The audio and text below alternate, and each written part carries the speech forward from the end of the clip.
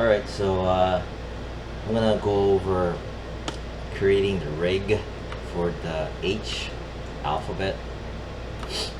So I have the letter H.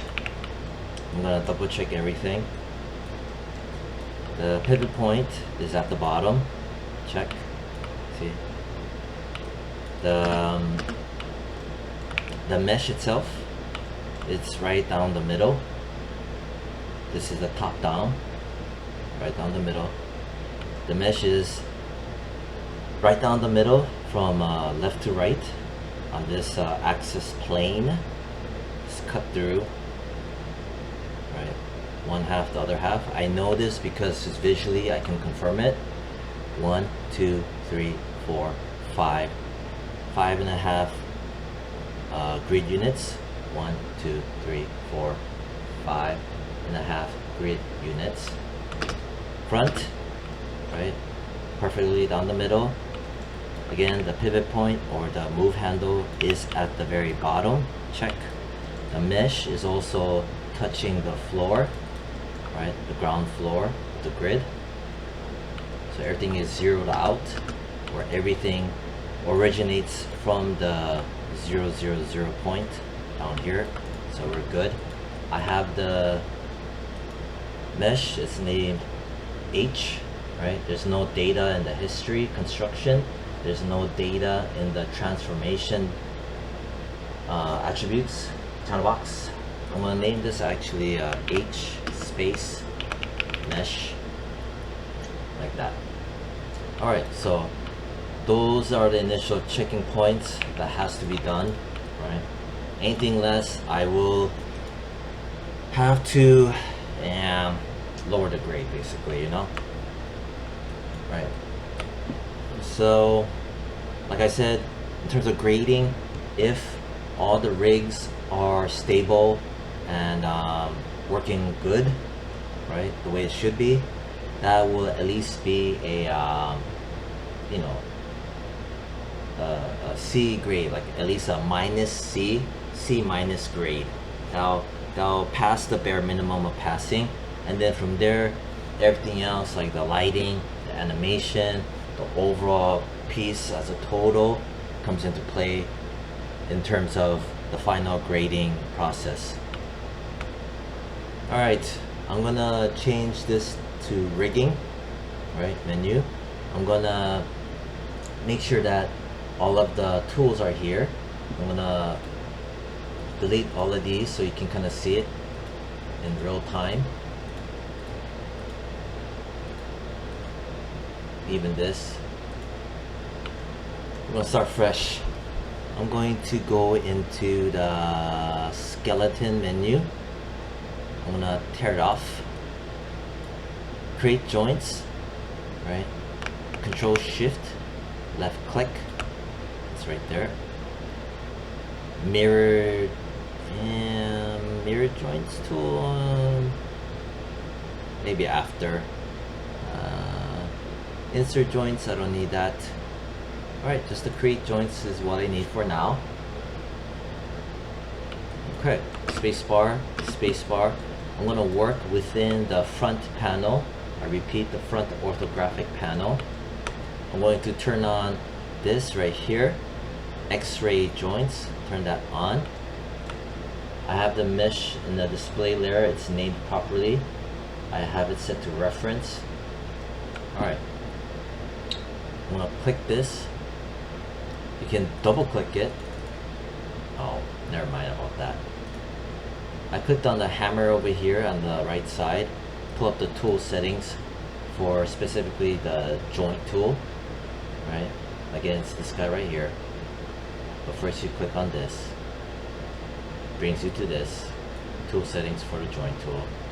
Just in case, you can reset it. Everything seems to be fine. Here it is.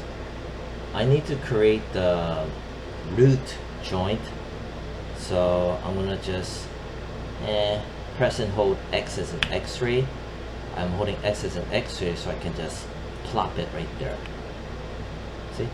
And I'm just gonna press W. There it is. When I press X as an X-ray and I clicked in here, it snapped the joint to the grid center, which is right there. It's right in the middle of the mesh as well. See? Again, to show the bones, you click up here, X-ray joints. I do not need X-ray in terms of the mesh.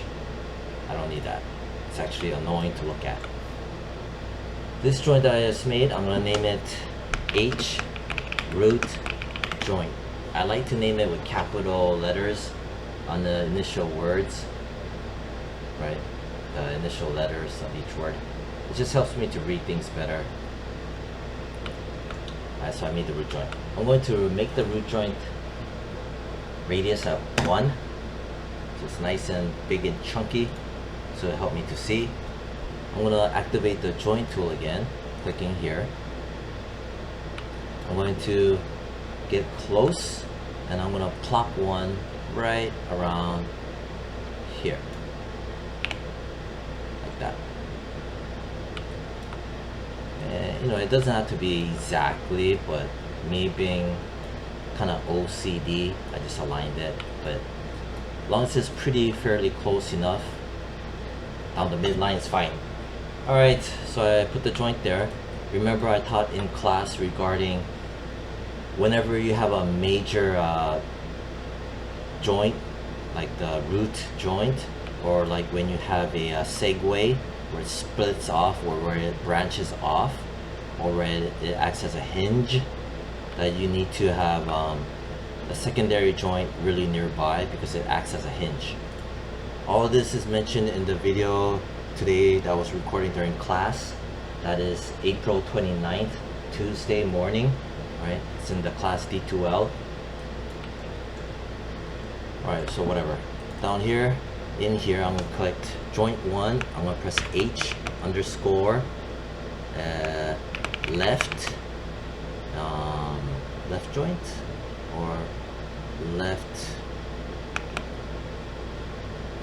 joint. You know what, maybe I'll name it left hip joint 01, left hip joint, because you could technically say this is the hips right here branching out, left hip, right hip.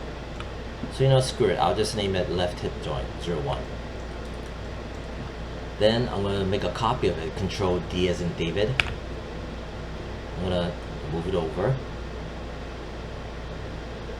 around here.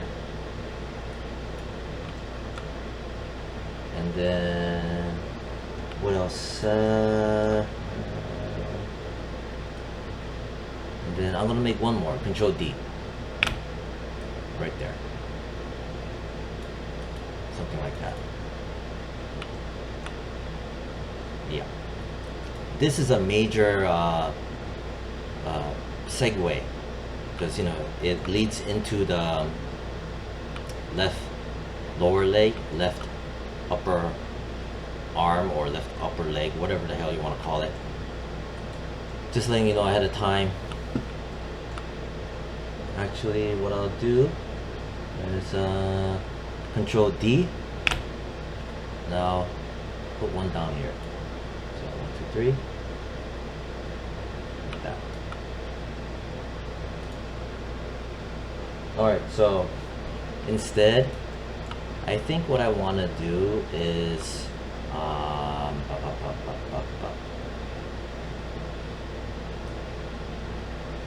put this here, and then I'm going to grab this, put this closer to here, like that.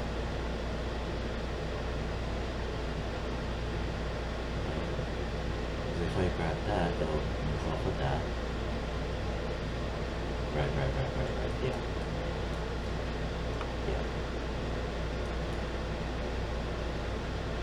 I'm gonna Control D. So I have your root joint, the hinge joint right next to it, then the next joints afterwards. I'll explain more about this because it's an important hinge area. and then Control D. I'm gonna put it right in the middle-ish here. This one I'm gonna name it left and leg joint 0-1. Yeah, see, left leg joint 0-1. This is on the left side. This is still the hips considered. Okay. These three, they're really close. So I'm gonna just make the radius down over here under the channel box 0.3. So you can kind of see better like that. This is the left leg joint 0-1. So it's named different. This one's named hip. Right around there.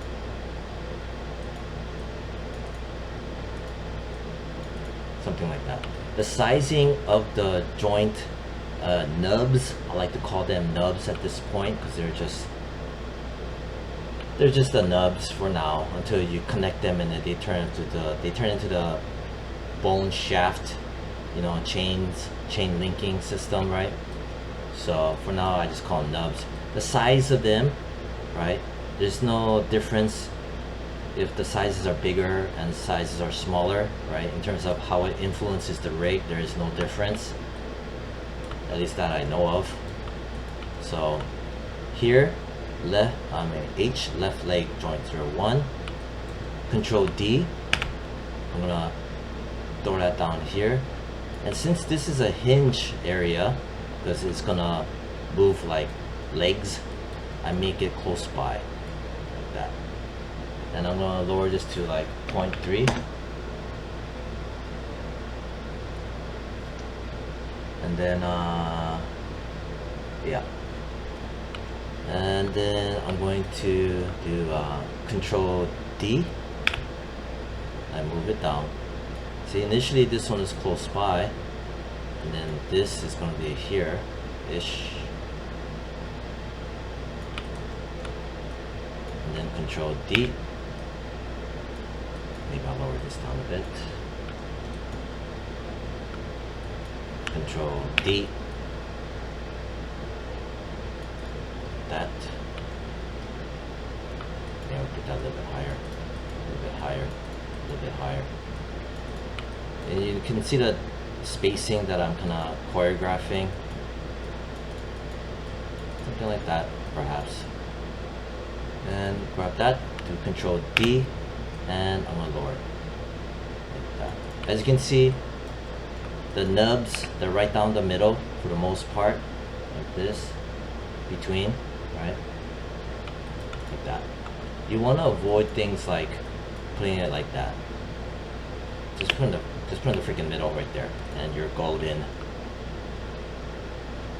Okay, then I'm going to grab this joint, do Control D as in David, and named it as left leg joint 7, right? I'm gonna chuck it up here, like that. I'm gonna rename this left arm joint 0-1, because it'll be the arm. Control D, like that. See how it's close by. This set is also close by. Maybe I'll put that a little bit here, grab that, put a little bit there, so you can kind of see better that way. And then I'll grab this, Control D, chuck it up here.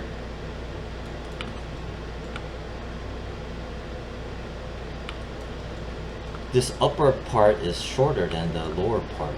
Interesting. Control D, Control D, right there.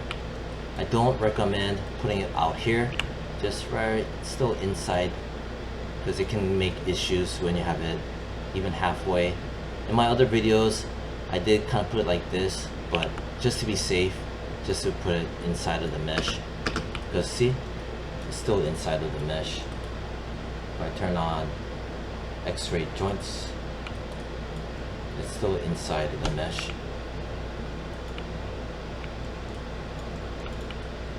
See? Anyway,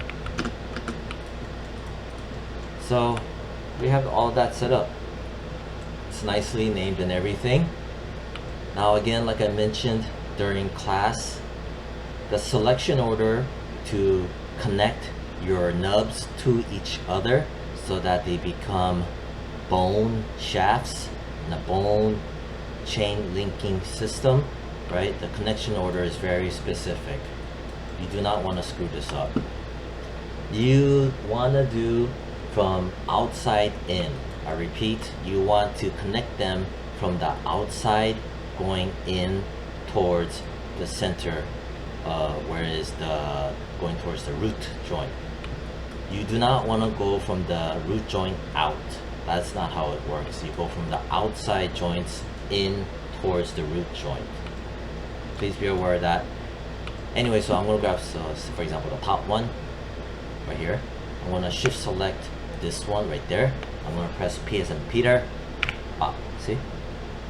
And as you can see, this one is the top. This one is the one right there. That's how it works. Right? Then I'm going to grab this one. I'm going to shift select the one that's getting closer to the center. Press P. Like that. If I crack it open, holding shift, and I left click on this little plus sign box, pop. See? Boom. Boom. Boom. Just like that. Yeah. Whatever you do, never rotate in here. Whatever you do, do not screw around in here at all. Only the radius. This information is just when initially placing the nubs. That's all it is. Anyway, so I grab this, shift select that, press P as in Peter. Grab this, shift select that, press P as in Peter. Zoom in. I grab this, right? And then you just have to carefully think. If I'm reconnecting the highway, bop, bop, bop, bop, bop, bop, bop, bop, and this is where the highway diverges, you still need to connect to this. So shift, and I select this, pop. Press P as in Peter, pop. Good. See? See how it's going? See how the arrow's going up? See, this is what I mean by you have to work from the opposite or outside in. It's just the way it works. So that part is done. This right here is named. If I crack it open, left leg joint 01. You know what? I should name this something different. I should name this, there's a reason why. Left hip and then segue joint. Yeah, segue joint 01. Because it segues. Yeah. I like that better.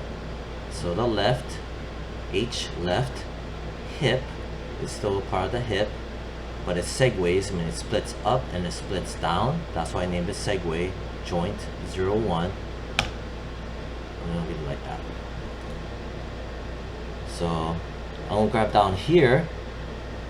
Left H left leg joint 6, shift select this, press P, see, grab this, shift select that, press P, grab this, shift select that, press P, grab this, shift select that, press P, and there you have it. So yeah, you can see here 2 chains. Lower chain, upper chain connected to the segue joint, segue hip joint. Now I'm gonna grab the lower, okay, so the left leg, right? Sometimes the move handle gets in my way. I press Q to hide it. Then I'm gonna shift select the segue, the left segue joint, like that, right here, press P. See how it splits? That's why, like I said, I name it a segue joint. Then remember I have to go towards the root joint, so I select him, shift select him, press PA as in Peter. See how it branches out and how it literally is working backwards in. I select this, shift select that, press P. I select this, shift select that, press P. I select this, shift select that, press P. I select this, shift select that, which is the root, press P. Boom. Just like that. Now, in order for me to kind of quickly test it, right, all I do is select from the outside one bone, shift select the next bone. So you're going outside in, shift select that, shift select that. I can press E as in Edward. Never, never, never pull on the bones, at least just not yet. Right? When you chain the, when you, not chain, but when you test the chain, you want to rotate it only for now. So I can do this, like that. And the selection method is basically select from the outside, and you shift select going down the chain, press E as in Edward, and you can see how the chain will act. Just like that, just like down here, select that, press W, shift select this, shift select that, shift select that, press E, and I can test it out. Next, this one right here, right? If I select this, the segue joint, it doesn't matter. I can just do this basically. See, the segue joint, it grabs the whole chunk. So, you know, don't do that. But now down here, you see this right here? This is the reason why I made it so close. See how it branches off? Because now this is the pivot point for the leg. This is why this is so important, like that. See? Dot, dot, dot, dot, dot, dot, dot. Walk, walk, walk, walk, walk, like that. This arm, pop, pop, pop, pop, pop, like that. And it only works because since I pre-planned ahead and I put the ball joint so close to the segue joint. See? Left hip segue joint 01. So that's 23 minutes, and I'll leave it like that for now, right? Next video I'll go over about most likely mirroring the other side of it, and then to take it from there. But before I finish, I want to show this part right here. See? Pop, pop, pop, pop. Grab this. Pop, pop, pop, pop. That. I can grab that. That. I can grab this. And pop, pop, pop, pop. This right here. So perfect amount of mobility, you could say. Anyway, so that's about it. So this is end of video 1, and the next video, like I said, I'll go over mirroring the other side and then continue from there. Alright, bye.